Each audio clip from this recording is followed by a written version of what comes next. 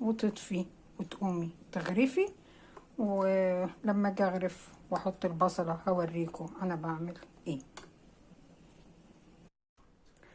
وخلصت البصارة وغرفتها اهوت بالشكل دوت. طبعا بتغرفي البصارة الاول، تبرد شوية تقومي حاطة البصلة كده بالشكل دوت. بصوا البصلة عليها شكلها جميل ازاي اهوت.